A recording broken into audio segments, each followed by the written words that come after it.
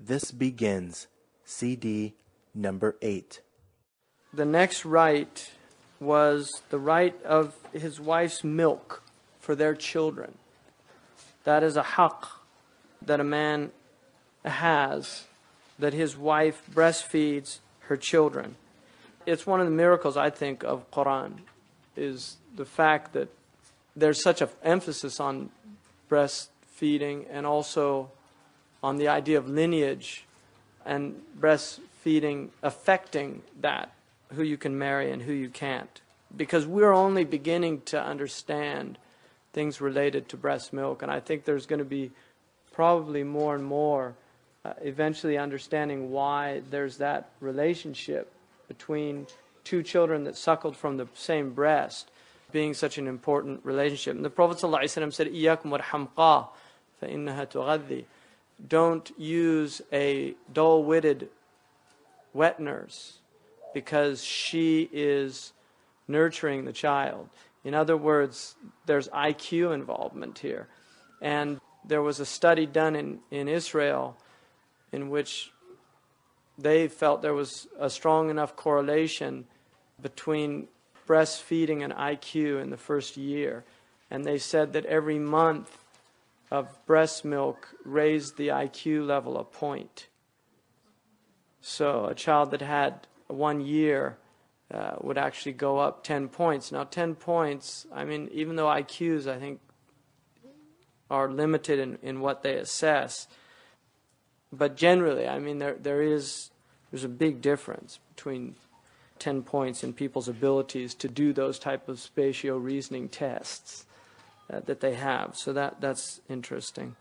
So that haqq al-irda'a is really important. Now, one of the things the Quran says, وَفِصَالُهُ فِي عَامَيْنِ, 2 years. And generally the fuqaha say you can go beyond that, but it shouldn't be more than 4 months. 2 years and 4 months. Some children have a very difficult time delinking, so it just depends on what the situation is.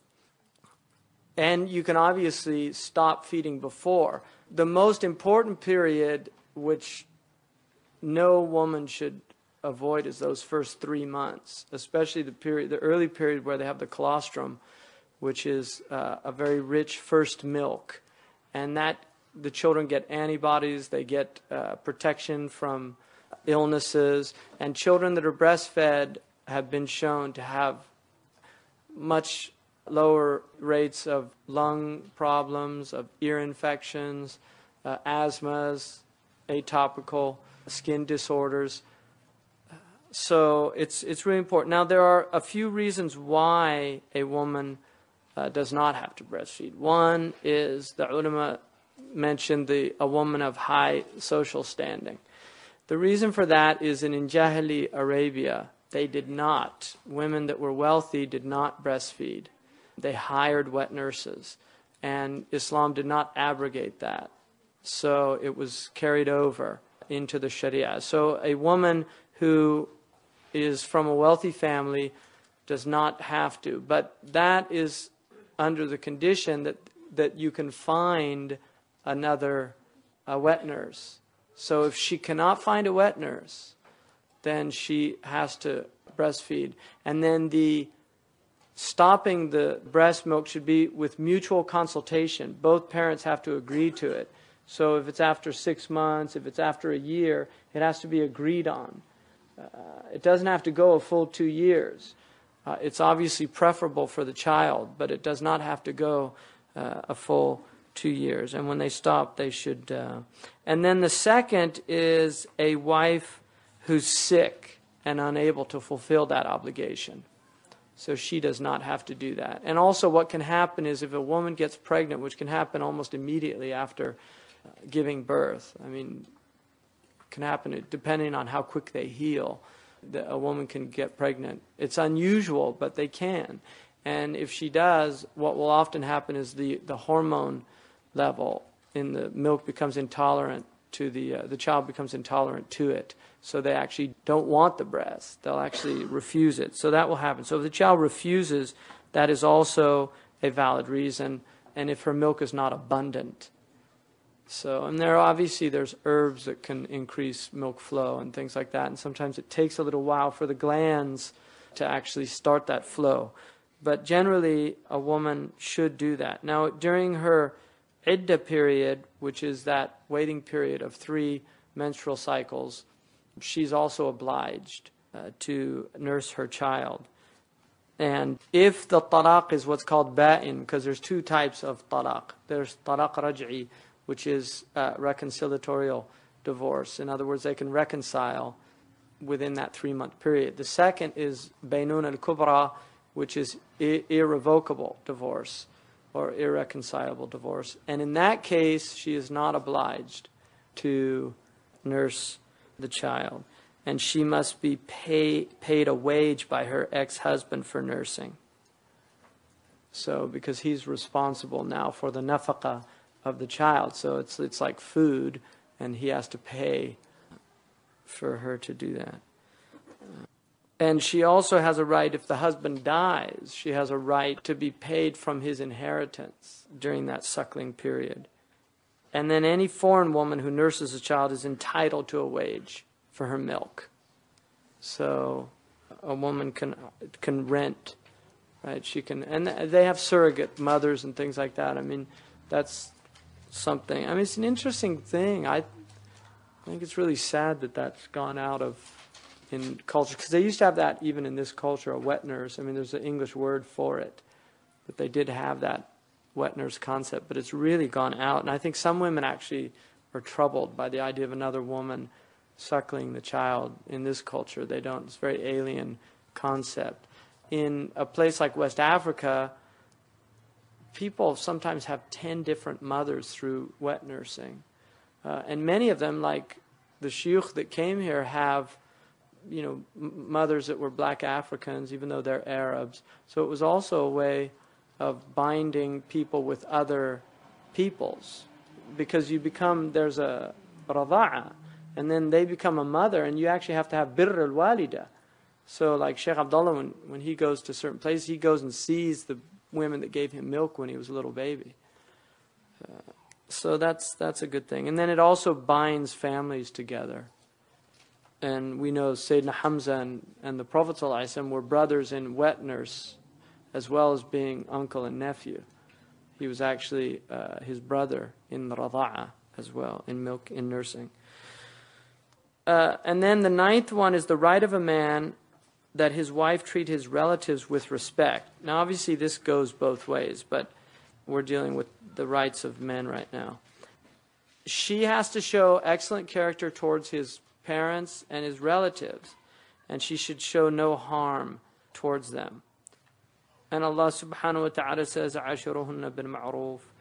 Be good to them, and that's part of mu'ashara bil ma'ruf, of living with good, is showing kindness to the family. And Allah says, "Asa an takrahu shay'an," that sometimes you hate a thing, and Allah puts much good in that thing.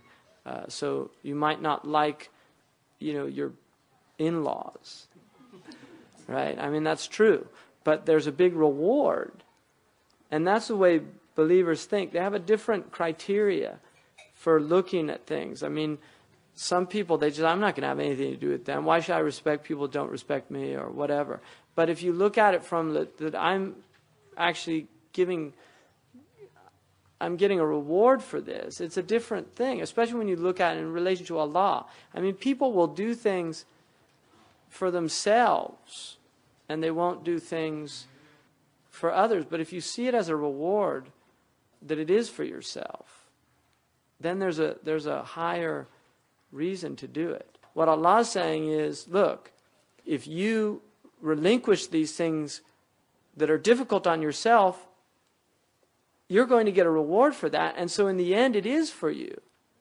Right? You're doing something for yourself by doing it for others. And that's the beauty of Islam, is it puts a different perspective, because ultimately we are egocentric. We are the center of our universes. I mean, that's human nature, is that you are. But what Islam does is it transforms your understanding of that. And so you begin to, and then the beauty of it is that once you start doing that, Allah gives you a pleasure in doing that. The more you become in control of your own negative impulses, the stronger you feel. That's the beauty of it. Because you're in command. It's not your nafs. You are in command. If your nafs is in command, it's always a disaster. You'll always feel bad after, once you let the soul take control, you always feel bad. That's what Imam al-Busayri says, that if you allow the soul to take over, yusmi aw yasimi, it'll either destroy you or bring shame on you. And it's one or the other, right? That's really important. And then also the right of lineage and religion. It's a husband's right that his child, whether male or female, take his family name and follow his religion. So the child, there's nothing wrong with having a middle maternal name if that's a urf. In some cultures, it's the custom of the people to have a middle maternal name. Mexican culture does that. So there's nothing wrong with that. But it's the haqq of the man that the child take his name. He's so-and-so or she's so-and-so, the son or daughter of so-and-so. And it can be a family name or it can be the name of the husbands, because there's two types of names. You have like Muhammad bin Abdullah, right, which is the family name, Muhammad the son of Abdullah, and then Al-Hashmi, which is the name of the surname that they have. All right? So you have the surname, and then you have the name of the father. So you can do either one. You can have your son have your direct name, bin so-and-so, or the son of so-and-so. And that's what most of those names are. My last name is just the son of John. That's all it means, Hanson. So if you have a last name, many of the last names in English, that Johnson, these are names that have son of so-and-so. Just about this, in terms of illegitimate children, this is a problem in our culture in particular, is the idea of illegitimate children. If there's a shubha in the marriage, you always get the child, which means if there's any way that the marriage can be justified, because some marriages are invalid, but still they're sustained by the fact that there's a shubha, which is some doubtful matter is introduced into it. So if there is some doubtful matter, then it's better to go with the lineage. Now, test tube babies, which there's going to be more of that. And for people that become Muslim, if the egg and the sperm are from the parents, then it's a valid lineage. But if it's not, if it's from like some bank or something like that, or the egg is taken from another woman and implanted in the woman, then that's not lineage.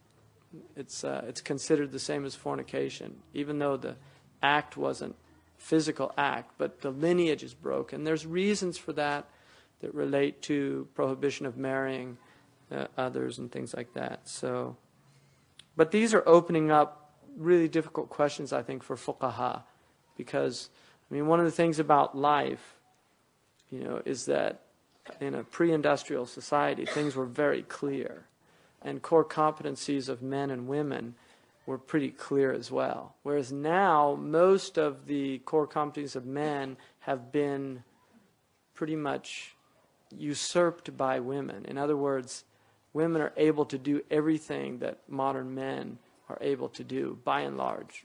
Whereas in the past, that wasn't necessarily true for a number of reasons.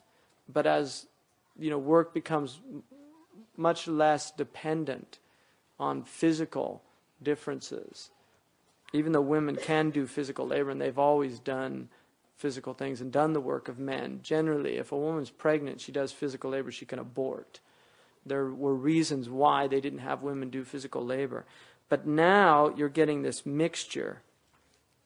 Men still cannot do what women can do. And it's obviously not from the aims and objectives of Sharia that they should have children. But they can't do that. That is something women can do that men cannot do. It's as simple as that. And as long as that remains the case, the Sharia perspective is certainly, I think, very, very relevant about men maintaining women for that reason, because it takes about 12 years for a woman to nurture a child to maturity. And she can do that. That is a core competency of a woman that a man just simply doesn't have, with rare exception. It's possible. And then about fertility medicine, you have to take the counsel of a faqih, because there's some things that are related that technically are prohibited. So if somebody's thinking about doing that, they really need to consult a faqih. And then lineage of legitimate children. I mean, basically a legitimate child goes to the mother. The beauty of Islam is that it recognizes the institution of marriage in any culture and civilization. So a Buddhist, if they become Muslim, that marriage was valid in Islam. So they don't have to remarry. The same with a Sikh or any type of religious marriage or even secular marriage. Like in this country, if they were married by a judge, the marriage is valid by Sharia, because whatever the urf of the people is. Now, in this country, they have what's called common law marriage, which is considered binding. And that, according to Sheikh Abdullah bin Bayy, because I asked him about this, he said that we should consider that. So if people have been in a long-term relationship, and even though they haven't been legally married, if the husband, they've been in a long-term monogamous relationship and the husband accepts the children as his own, then those children should have the lineage of the father. Whereas if it's in some cases where there isn't that type, then it doesn't. Now, for people that become Muslim, that are from illegitimate families, that is not something that they need to divulge to anybody. And the prohibition, not the prohibition, but the karahiyah of leading a prayer if you're from an illegitimate birth has to do with social status, and that it's not encouraged, that the imam is supposed to be an example and an exemplar for the rest of the community. So if the imam doesn't have a father, a legitimate father, then it's not a good example for the other community. That's why it's makruh. But the idea of somebody not leading the prayer, if other people don't know that about them and they're the most capable, then they're the people that should lead. So that's for the person as an individual. If they know that about themselves, but they know they're the most capable person of leading the prayer, there's no reason why they shouldn't lead the prayer for that reason. And the idea also is, the fitrah state, which we've departed from, there's no sense just in metaphysical terms of what's happening, not at the physical level, but at the metaphysical level. Because when two people copulate, there's a metaphysical event taking place as well. And that's really what Islam is concerned with. It's concerned not with the physical act, but with the spiritual reality of the physical act. If it's done illegitimately, then there's a whole demonic presence. In other words, there's the energies out there that are malevolent that get involved in the situation, which happens with sodomy and happens with any types of perversions. That's what happens. You're bringing in demonic elements, and we believe in that. I mean, the dark energies are out there, and we do believe in them. And anybody that doesn't believe in them, I mean, the proof of something is, every cause has an effect, and we see the effects, and so the cause is explained by revelation. So those are realities. And there's a hadith in which it says that Iblis inseminates during fornication. So Iblis is actually participating in the act. That has to do with energies. So it's something that, a child that's born from that event should not be seen as evil or the devil's seed or something like that. They're a human being with all the rights and dignity of a human being. La taziru wazra wizra ukhra. One soul is not taken into account for the wrongs of another soul, which includes illegitimate children. So we don't believe that an illegitimate child inherits the sins of the parents. We don't believe that, especially if it occurred out of, in any case, but if it occurred out of rape or something like that, then even the mother is not to be taken to any fault or blemish. And about adoption, tabanni is haram. And when we say adoption, it doesn't mean that you can't adopt a child legally here. What it means is that you do not give that child lineage. You don't claim that the child is your son. You don't give it your name. A child cannot take the name of somebody who's not their legitimate parent. That is what's haram. In terms of adopting children legally and raising them in your household, that is a very highly rewarding thing to do, both from Allah subhanahu wa ta'ala and also the person for just taking care of somebody. So, and if you're interested, there's a really useful article that was written by John Taylor Gatto called The American Family Masquerade. And John Taylor Gatto actually did a very extensive study on adoption and the terrible effects that adoption has on children. And the fact that they often become very disturbed, which again, it's not every adopted person or raised in adoption should be seen as that. But there is a lot of evidence to indicate that children that are brought up being told that their parents are these people, it has very bad effect on them psychologically. actually quite a bit of the patricide and the matricide that's occurred in this country occurred from adopted children who killed their parents. It's actually, if you look at a lot of these cases, you'll be surprised at how many were adopted. So the Quran prohibited that. And John Taylor Gatto actually, when I told him about that, he said that really struck him about the Quran, that the fact that it even mentioned that, because he said that his own research, and he said that he was really not, he gave a few lectures on it, and he got such a frightening response from people. They were so upset about it that he stopped talking about it, because it's a very emotive issue. And adoption here in this country, there's a lot of very strange elements to the whole adoption industry and what's going on there. So now we go to the shared rights of both the wife and the husband. The first shared right is called Husn al-Ishra. And this is the most important one because this is the foundation of a good marriage. Husn al-Ishra is beautiful companionship. In other words, each spouse has the right to live with the other spouse in which they are actually treated very well.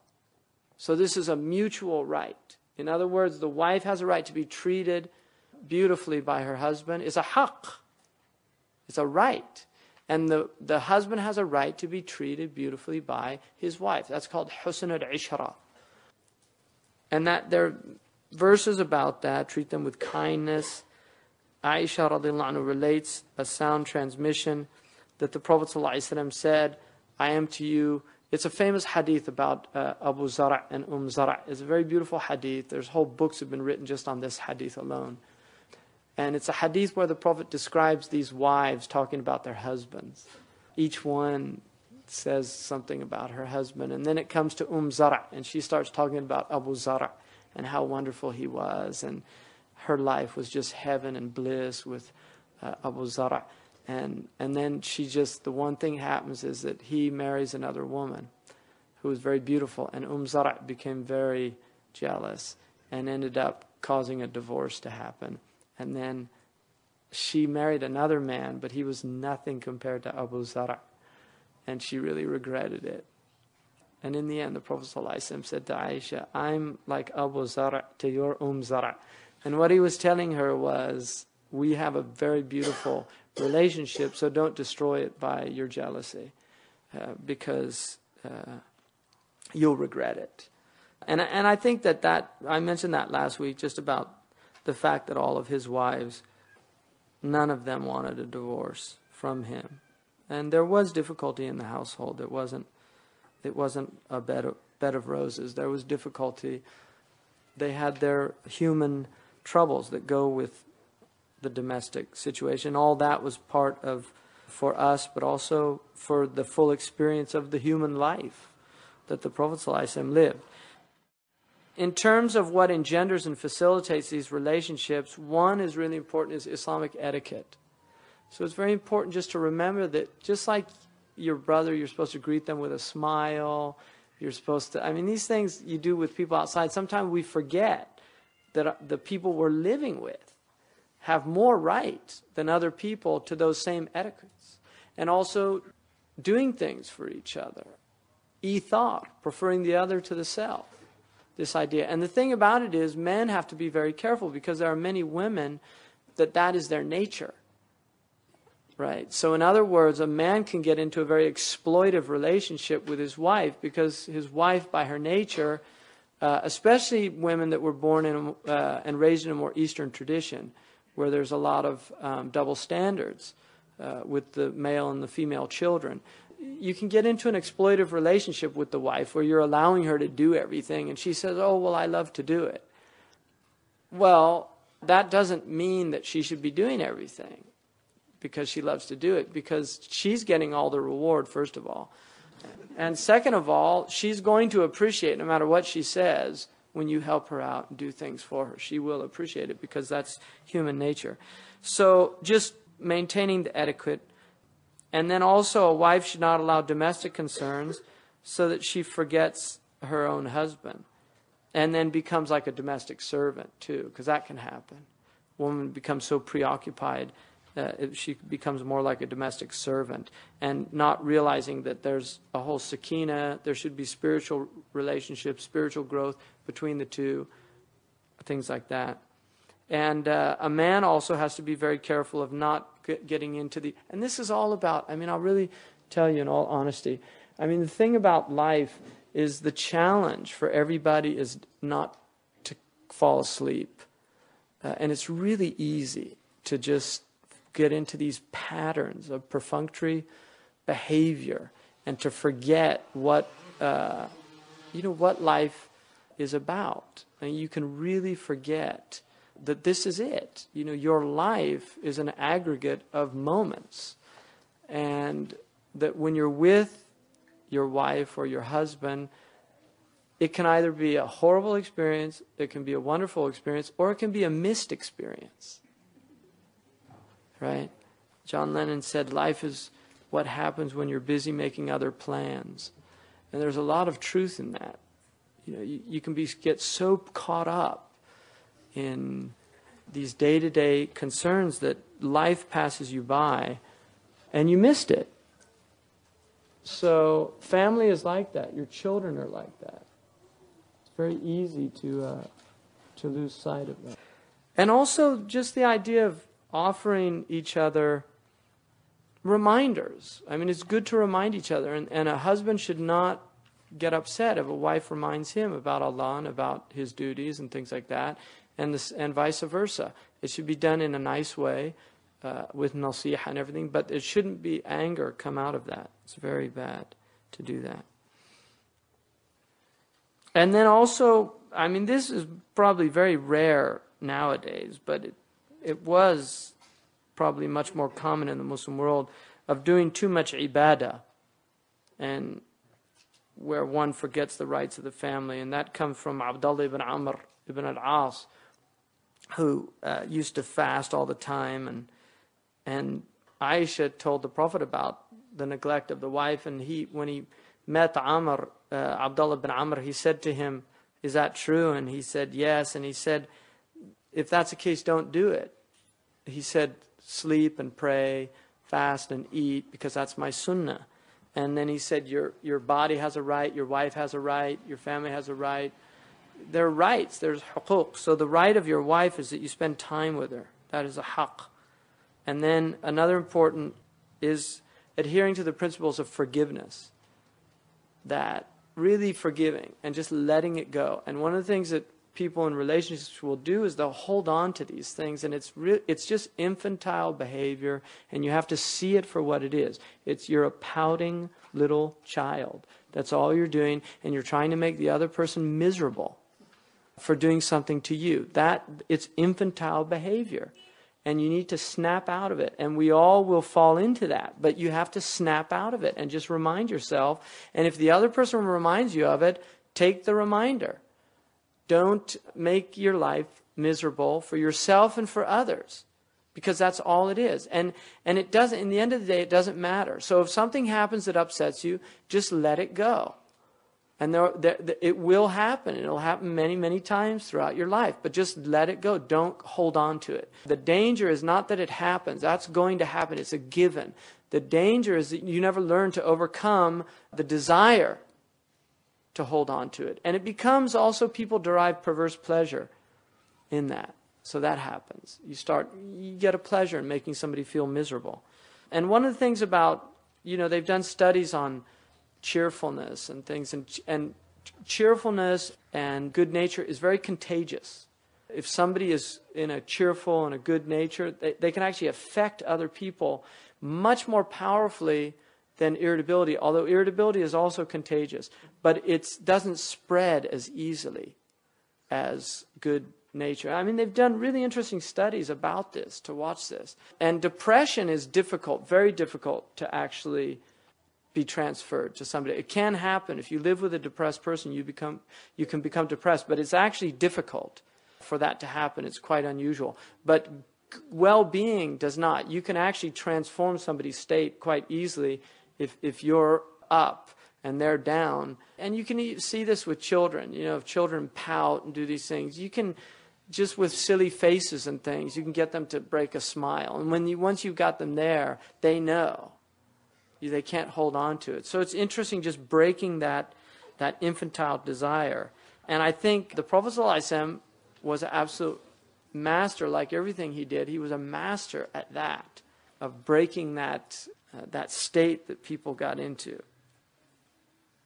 And it doesn't mean that he didn't have periods. There were difficult periods. But generally, that was what he did. Now, it's important to keep in mind that marital life, due to the constant interaction and to psycho-emotional states that people go through. We go through different psycho-emotional states throughout the day, or the week, or the month. And that there's situations where discontent, displeasure occur, and you can do these things.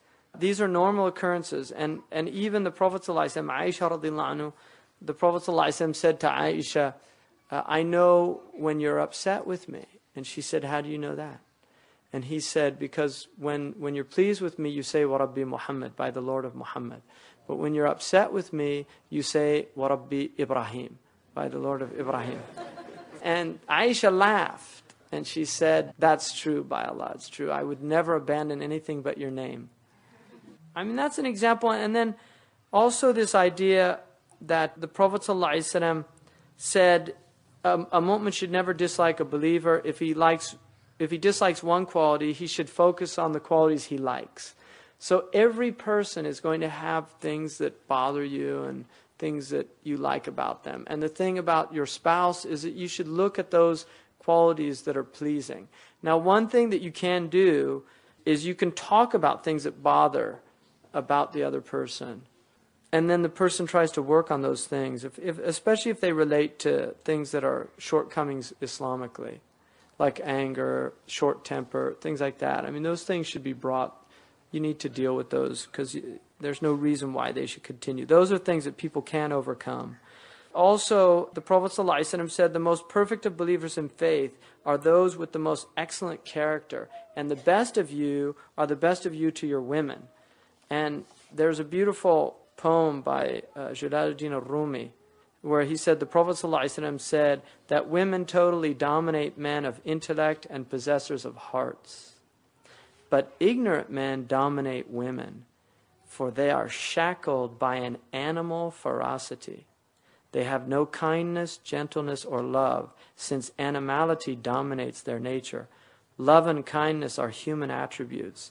Anger and sensuality belong to the animals. That comes from a hadith in which the Prophet ﷺ was talking to some women, and he said, I've never seen a creature that has more possession over a man of intellect than you. So what Rumi was taking that to another level of understanding, that the reason that they have so much power over is because these are people that have conquered their animal soul.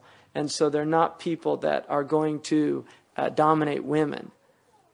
They're not people that are going to oppress. They're actually people that, because of the love and kindness that has overcome their souls, they actually allow the women their shortcomings without demanding change. And that's what Ibn Abbas radiallahu anhu said about the verse in the Quran, وَلِلْرِجَالِ عَلَيْهِنَّ دَرَجَةً, that men have 1 degree over women. That's what he said it was. He said it was relinquishing the right of a man for the woman, تَنَازُلْ عَنَ الْحَقِّ, whereas he would not relinquish her rights. In other words, he would fulfill all of her rights, but he would not demand of her all of his rights. That is the degree that men have over women. And that's Ibn Abbas radiallahu anhu, who's the translator of the Quran.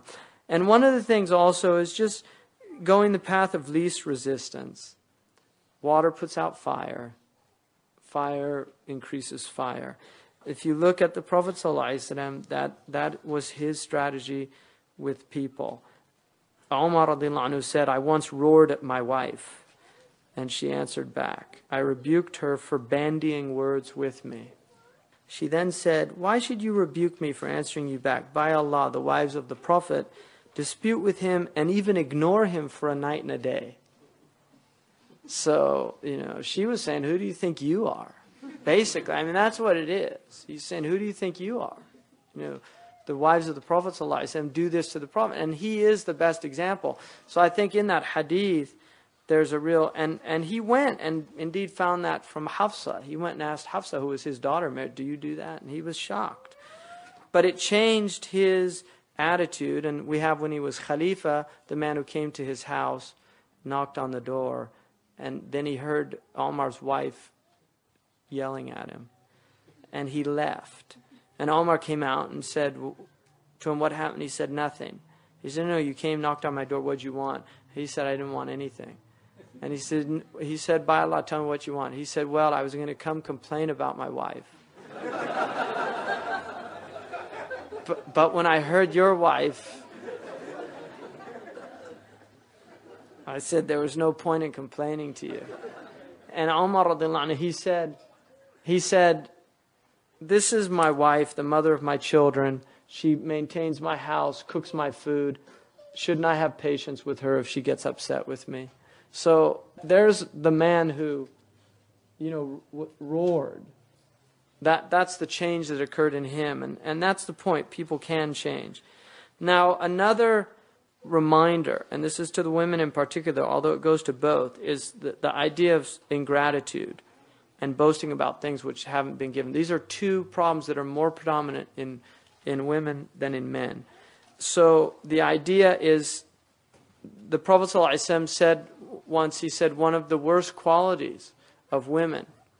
And again, this is important to note that we're talking, when the Prophet ﷺ speaks like this, it's a generalization, does not apply to everybody, but it's a reminder to women. He said one of the worst qualities of women is that you can do a great deal for them for a lifetime, and then one time you do something wrong, and the woman will say, "Ma 'alimtu minka khayran qat."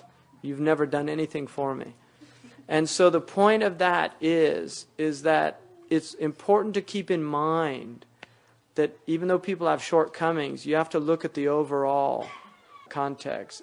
And I think part of that is because women they can often move into the moment because of that emotional component that in many women is stronger than men. And when they move into that, they're in the moment completely. And I think that's what that is about. So it's part of the nature of many women. And it was just a warning from the Prophet ﷺ to be careful of becoming ungrateful to a husband. And then the other thing is to claim to have been given things that she wasn't given. And this is in some superficial people, right? But it's a warning again to the women. It can be both in men and women. The idea of saying, my husband did this for me, or my husband did that for me, to other women as a way of boasting or something like that, and that should not be done. Another mutual right is istimta'. I mentioned this earlier with the women, the men's right of haqq al-istimta', but it's a mutual right. The reason why it's more emphasized in the men is, one, because the men are weaker in that area, and two, because it's the haqq of a man, if he calls his wife for that reason, that she should respond. For the woman, generally, that is not the case, but she is entitled to that haqq in the relationship, and it's grounds for divorce if that haqq is not fulfilled. And the ulama differed about how much and things like that. I mean, generally in the Maliki madhab, it's supposed to be, the haqq is that he sleep with her once in every 4 nights with his wife. And that is derived generally from the portion of legally entitled to a woman. So if a man has other than one wife, then that's what happens. You have 3, and then if there's 4 wives, then it's once every 4 nights. So that is considered a haqq. Now, just one thing about this is, according to sacred law, the Prophet ﷺ, when he said in a hadith, why didn't you marry a virgin so you could play with her and she with you, that is part of the maqasid of sharia in marriage, which is mula'aba and muda'aba, of having that type of intimacy. And obviously for a man who's marrying for the first time, it's easier for that if he marries a virgin. When the man told the Prophet ﷺ that the reason that he was marrying a non-virgin is because he had children and he did not want to bring somebody that was inexperienced like that, the Prophet praised him for that. So that would also depend on things. Just here, I want to go over this. The Quran says, خُلِقَ الْإِنسَانُ ضَعِيفًا, man is created weak. Most of the commentators say it's relation to sexual desire of women. And so if passion overcomes a man, he's obviously, he becomes incapable of reasoning and often controlling the animal urges. And so the spouse is a hisan. And that's why the Arabic word for married is muhsan, which literally means fortified. So it's through your spouse that you're protected. It becomes a fortification for your private parts. It's guarding you from doing something which is haram. Now, one of the things about that, it's not simply the sexual discharge, right? That's one aspect, but it's not simply that. Because one of the things about when people come together is that there is an effect in the other realms. And angels are pleased about a man and a wife and their relationship. So there's that aspect to it. And one of the things about the sakina that comes out of that, the Arabs call it nawmat al-arus, which is the sleep that occurs after people have intimacy. And it's a sleep that results from that sakina. In other words, it's a deep type of sleep. And it's a blessing from Allah subhanahu wa ta'ala. And that's why Imam al-Ghazali radiallahu anhu said that sensual pleasure is really an indication of the delight of akhirah. That's what he said it was. That it was Allah was giving the human being a glimpse of the delights of the akhirah. And that's why in the Quran, those delights are often described in those terms. And one of the things that one of the scholars of Andalusia said, that some have considered marriage an animal appetite, shahwa haywaniya in Arabic. He said they declare themselves beyond it. And this is like in the Christian religion, it's seen as a low thing. And so the priest says, I'm above this, or the monk. And he says, and yet they call it with the noblest of names, hayawan, because haya is an attribute of God. And it's the same in our language. You say animus. Animal comes from animus, which is the soul. Anima is life, right? Animated person is a lively person. So that noble quality of life. And he says, what is more noble than life? What they believe to be an ugliness in their eyes is identical, is actually the opposite with people who have knowledge of Allah. And that is why Imam Nawawi radiallahu anhu said, all of the appetites harden the heart when indulged in, except sexual intimacy in a legal relationship. It has the opposite effect. It softens the heart. And you will see often, especially with men, that if somebody is not married, they can actually become hard. And you'll see a transformation when they get married. They actually become more gentle and more patient, less angry. And that's why the Muslim world is very problematic now, because there's so many young men under 25 that aren't married, and it's not a good thing. Traditionally, people got married early. So actually, marriage does have an effect on your psychological state, and that's important to know that. And also, the Prophet ﷺ said that the gift that all of life is a pleasure, and the highest pleasure in life is a righteous wife. And mafhum al-awla as well for a woman is that it's a righteous husband. And Qadi Abu Bakr radiallahu anhu said, Qadi Abu Bakr ibn al-Arabi, who's a great Maliki scholar from Andalusia, and this is important, he said, quote, a woman's demand for sexual intercourse from her husband in no way negates praiseworthy modesty. So it's not from haya if she's desirous of that. Nor does it negate virtuous dignity, because it is an essential goal of marriage. In other words, it's one of the reasons why people get married. Thus, if he was being difficult, then she is permitted to demand it on religious grounds. And this is completely dignified demand on her part. So going to a qadi to complain to him about that is not seen as a breach of her modesty, because it's a haqq of hers. And obviously it could lead to problems, psychological problems. I mean, I saw I was with Sheikh Khatri, and he did some marriage counseling, and there was somebody who had a lot of trouble, psychological trouble. And when we finished, he said to the man, he said, the woman wasn't in the room. He said, "Why aren't you sleeping with your wife?" And he was like really shocked. And he said, "How did you know that?" And he said, "Because her state, the state she was in."